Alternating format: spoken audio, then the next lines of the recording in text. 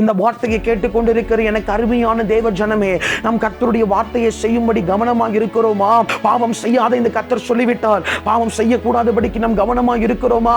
கவனம் என்று சொன்னாலே அது ஏதோ ஒரு இடத்துல ஆபத்து வருகிறது. என் மகனே, நீ கவனமாக இருந்து கொள், கடைசி காலம் வருகிறது.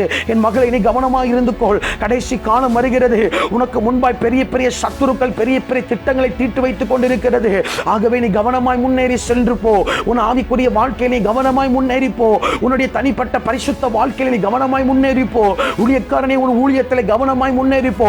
சத்துருவானவன் எவனை விழுங்கலாமோ என்று கர்ஜிக்கிற சிங்கத்தை போல வகை தேடி சுற்றி திரிந்து கொண்டிருக்கிறார். ஒரு பக்கம் ஓநாய் கூட்டங்கள் திருச்சபைக்குள்ள வந்துவிட்டது, ஒரு பக்கம் கள்ள தீர்க்கதரிசிகள் திருச்சபைக்குள்ள வந்து விட்டார்கள், ஒரு பக்கம் சினிமா பாடல்களை பாடுகிற ஒரு கூட்டம் திருச்சபைக்குள் எழும்பிவிட்டது, ஒரு பக்கம் கூட்டாளிகள் திருச்சபைக்குள் எழும்பிவிட்டார்கள். இந்த சத்தத்தை கேட்டுக் கொண்டிருக்கிற எனக்கு அருமையான தேவ பிள்ளையே, நீ கவனமாய் திருச்சபைக்குள்ள செல்ல வேண்டும் என்று கர்த்தர் சொல்லுகிறார்.